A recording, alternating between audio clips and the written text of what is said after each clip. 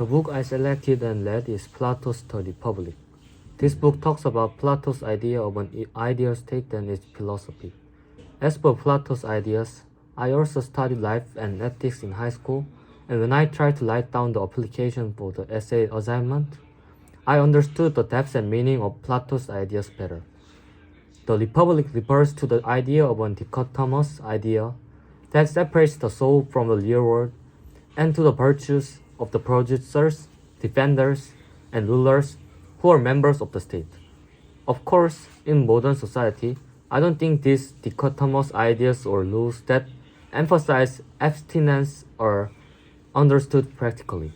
But I like to highlight the modern significance of justice, moderation, courage, and wisdom which Plato emphasized, and compare them to the virtues emphasized by the sociologist Weber, and ultimately talk about the direction our society should take. Plato argued that the virtues of moderation in the producer class, courage in defender class, wisdom in the ruler class are the most important, and that all classes should have the virtues of justice, and that the producers, defenders, and rulers should have the virtues of the classes before them. So a ruler is a class that must have all four virtues: justice, moderation, courage, and wisdom. Plato's ideal ruler was an ascetic, private, propertyless philosopher who understood the existence of the idea. The ruler of ancient Greece is referred to as a statesman in modern society. The ruler of ancient Greece is referred to as a politician in modern society. Although it is based on democratic politics, not philosophers' rule, it is the same that politics should be done with courage and wisdom in an ascetic manner. In Weber's Politics Ars Proof, a book I read during the summer vacation, he also mentions the qualities of a politician, who said, "Politics is the work of piercing hard balls strongly and slowly. You must have a strong will to endure all kinds of difficulties and setbacks. Only those who are confident not to be frustrated, even if the world seems so foolish and mean compared to what they are trying to offer. And those who are confident that they can shout nevertheless, in any difficulty, have a calling for politics." Saying the ruling class should cultivate demagogic leadership, unyielding perseverance in injustice and difficulties, and a firm belief in a better world. First of all, I think Plato's idea of a ruler is a collective term for modern politicians and administrators.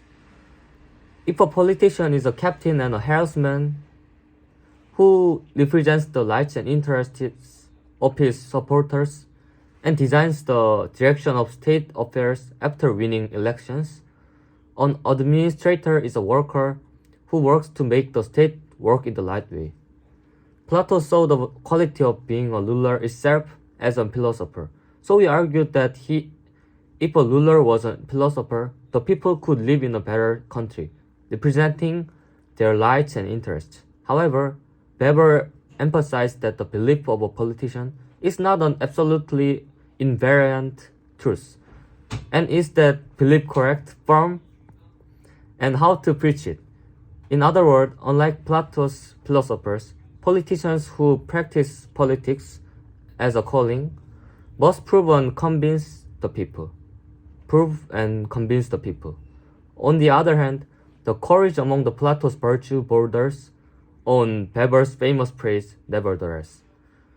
Philosophers should not be a grandfather who sits still and wears a large cloth and preaches the meaning of the idea, but a man who has the courage to act calmly when his will is frustrated, even when numerous temptations recommend submission. In addition, the interpretations of justice that Plato judged as a virtue that all classes should have is modernly accessible. The definition of Plato, an ancient Greek philosopher, means to pursue the right meaning, which is in line with Michael Sanders' point of view, who wrote The Right Meaning. who wrote the book Justice. Whether it's distribution right or political right, the ruler should always follow the right path. But our current society seems to be increasingly not listen to these basic teachings. In the last presidential election alone, two candidates' ethical flaws made us disappointed rather than expecting, and corruption cases by high-ranking politicians frequently make the front page of the news.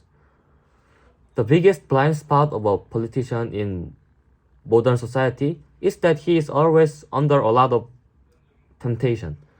Even those who started with sublime will and faith are likely to fall into the irony of having their purpose and means turned upside down after gaining power. In modern society, too many conflicts of interest and polarization of supporters have made it easier for politicians than ever to have arrogance and selfishness in their hearts rather than justice. So what direction should our society take? I think it can also be found in Plato's virtues. Plato's philosophers' rule mean that the ruling class should be philosopher, but if we put it into modern society, the indirect ruler and owner of our society are ourselves. That is the people. Not only politicians, but also the people should be philosopher with our right view of justice. I think that when the people check politicians with the right voice, politicians will be afraid of the people, and a just, ideal state envisioned by Plato will be realized. Plato's philosophy in the Republic includes a semi-modern idea of dividing members of society into vertical classes of producers, defenders, and rulers. But at the same time, in a democratic society, it can lead to interpretation and significance that everyone should cultivate the virtues of rulers. In addition, Plato's ideas are useful advice in the current era when deviations and temporary pleasure have become the motto of life. Plato's The Republic was a book that reminded our generation of personal ambition and success, of the importance of pursuing the cause of the realization of the public interest and justice. Thank you for listening.